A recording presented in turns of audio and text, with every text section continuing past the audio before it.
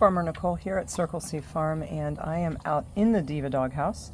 I've opened the door to give you guys a look of what is in here because as people have been asking me about the puppies, what are we doing, what are we not doing, how are we doing it, you know, all that good stuff, because everybody wants to learn from everybody, and that's the only way we are going to learn and see what works for some people and see what doesn't work and kind of go from there. So we do raw, as everybody knows, and so that right there is a beef tripe blend that I blend up specifically for the dogs. We've got a quality kibble that's available. In here we have, and that's 24/7 by the way, guys. As you can see, the puppies all eat together, and a couple seconds ago we had 2 or 3 heads in the bucket here. And the reason we do that is because we always make sure that there's enough food for them at all times. I know everybody says they've got food out all the time and things like that, but since they were literally eating like any form of something other that was not nursing from mom, they have been eating together off the same oversized cookie sheet or out of the same containers or the same bowls.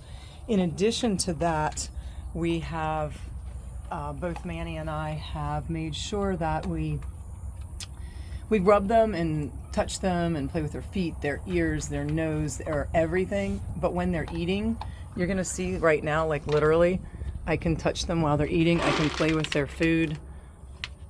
They'll eat out of my hand or they won't. That's based on what I want them to do. So for example, if they're eating, I will interrupt them and bother them, but only because I am trying to make sure that we desensitize them to any of the growling or anything that a lot of people often deal with. And I've had people ask me, how do you deal with them fighting? How do you deal with them, you know, just doing puppy stuff, and that behavior matures into an adult behavior. And so I really do work with the end in mind and strategically plan the whole process and go backwards to the best of our ability, obviously, because, you know, stuff comes up. So this one just popped up on my lap, and I don't want him on my lap or her on my lap. So I'm just going to simply take her back or him back. There you go. Now sit down. Sit. Sit. Sit. We're still learning a few things, but what I don't want is them to jump on me. Come on. Sit. Sit. Sit. Sit. Sit. Sit. Sit. Good job. Yeah. Yeah. Oh. Yeah. So I replace the behavior that I do not want with the behavior that I do want, and then I reward them for that. So I ignore them. So if they jump on me, I just gently move them aside, put them down to where I want them. Nope, there you go. So you saw the paw and start to get up. There you go. Good job. Yeah, they're going to think their name is Good Sitter, Good Job. So, like I said, I was laughing about that with Manny the other day. But, you know, this is really important for you to see because I don't know how much people often are able to grab the video and come in and sit down. But I really want you to be able to see what's going on with them on the inside. Maybe this will help some other people with what they're doing with puppies. Everybody's got their own space, and you got to work with what you have to the best of your ability. And so, you know, that's the best any of us can do, especially as farmers. We've got a lot going on. Sometimes I think people think, oh, they're just farmers. They don't have much going on or anything like that. But in fact, we really do. I mean, it's constant all day long. So you can see in here, we've got a couple different things. We've got hay in there for them to lay on, or in this case, some cuttings from the field when we were doing that. We've got dry food and wet food, and they get replacement of wet food every day. The dry food just stays full, and we've got a couple different. I just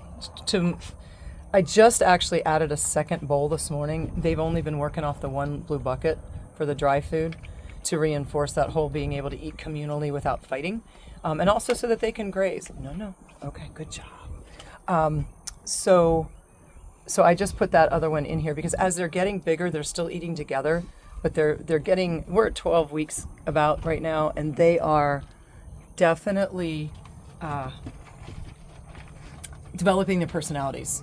And so I really want to make sure that I don't create any bad habits that might come as a means to the fact that they're getting a little bit bigger physically. Only so many noses can fit in a bowl or a bucket, you know, things like that. So I really want to make sure that I don't undo any of the work that we have done so far. So that's the rationale for the 2 buckets starting, or the 2 containers starting today. And they've been out running around this morning, so I knew that they were super hungry. And I didn't want to create a conflict in the one bowl. So that just gives you that information. This guy who's sitting here lackadaisically eating, he is fantastic. He's the one I was mentioning in another video that likes to sit on the top of the mound, and he likes to just watch the sheep. Like, he's very observational. They all are in a different way, but that's what I've noticed about him in particular. I've got 2 of them that are a little stronger in alpha male dominance, or alpha, not alpha male, because I honestly didn't flip them over. But, and they're all lovers.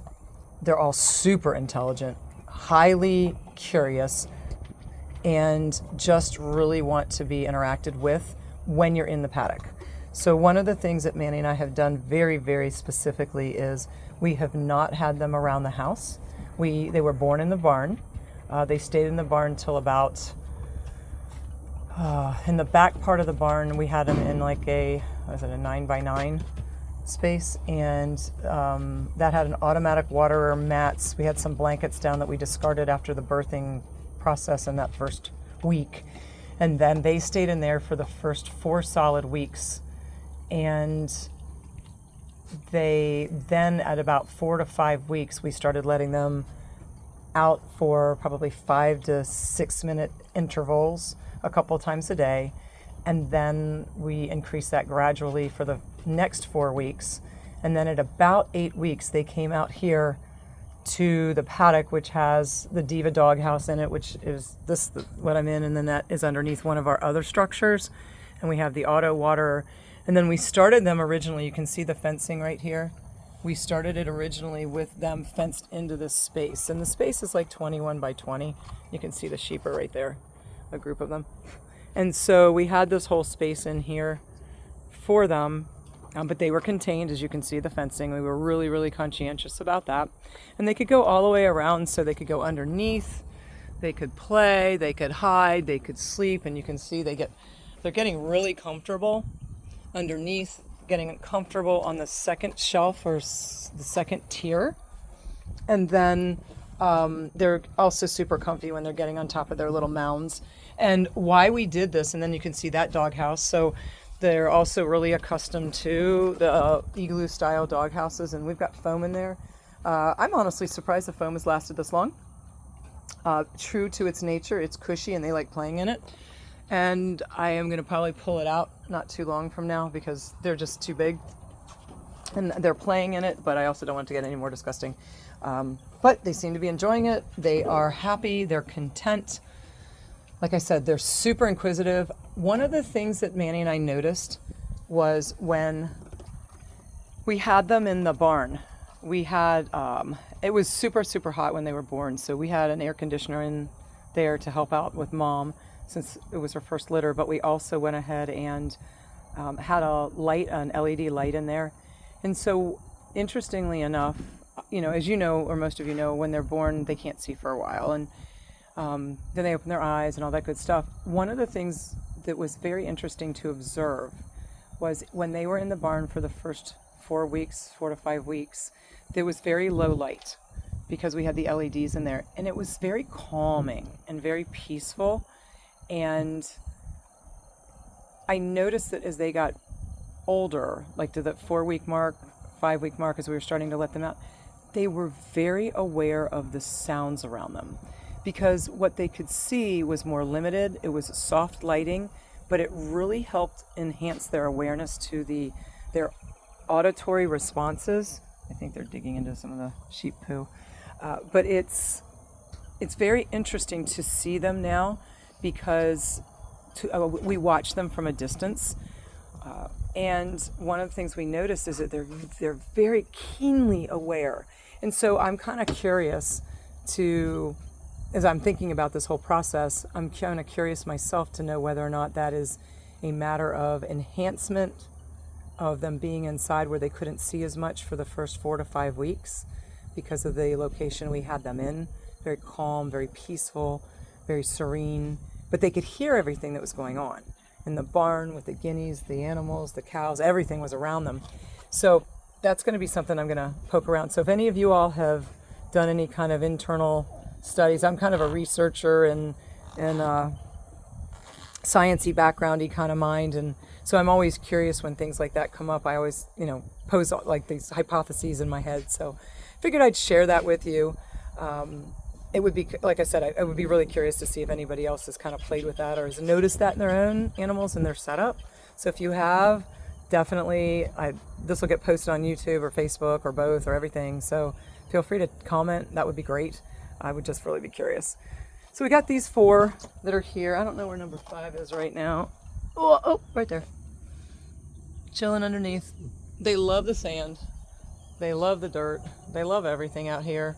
So if you're going to do livestock guardian dogs, one of the other things is Manny and I have not had, I started to mention this, Manny and I have not had these animals around the house. I know a lot of people start their animals and then they do the bonding thing, and everybody's got a different belief, philosophy, and that kind of thing. We're very clear about the fact that these are livestock dogs. These are not house dogs. I will openly admit that when we brought the other 3 home, because we had Bella, the German Shepherd, they were all hanging out at the house or around the house. And at the time that we got them, there were some other things going on in our life. And so they center off of the house, which is not a problem because on our farm, the house is centered to the property. So it gives the dogs a really great vantage point, and then we've got access points for them all over to get into the pastures, and gates are open at night and things like that. So it's really, I guess what I wanted to share with you is the fact that there's some people that say that they need to be around the house, they need to bond with the house, they need to bond with you. Manny and I have been doing guardian dogs for 11, 12 years now, and we've had the Maremmas. You can see they're playing with some stuff in there. We've had the Maremmas, we've had some Akbash, and we've had GPs, the Great Pyrenees. And I know everybody's got a love-hate relationship with certain breeds or opinions and things like that. I will tell you, for us, the Maremma is the only breed that has worked successfully. Disposition, personality, temperament, temperatures down here. The Great Pyrenees did not work for us for a variety of reasons. There was just not a good match personality-wise. And then the Akbash also did not work for us. So I think it was just more location and situation. Now, that's the bigger one.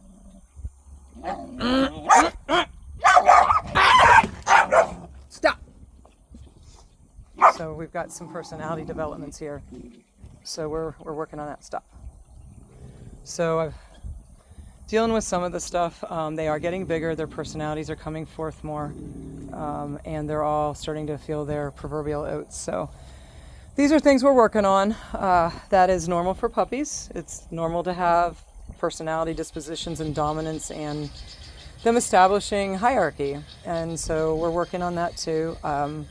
If I didn't have my camera in my hand, I would have growled at them both more aggressively so that they knew that it was not acceptable, and then I would have physically separated them as needed. They are starting to develop their personalities more and more. So over the next few weeks, we are going to be looking for some working farm homes for them, and so we'll put that out here in a little bit. So, well, Farmer Nicole at Circle C Farm. I've been hanging out with the livestock guardian dog Maremmas this morning, and thank you for joining us. They are our pride and joy with this first litter from Cleopatra and Amadeus. They are full-blood working dogs, full-blood Maremmas, coming out of 2 working parents here on our farm, bred here, raised here thus far, and we'll end up going to some amazing farm homes in the future. So thank you for being part of the Circle C family, and from our pasture to your plate, and from our protection team, we say have a great day.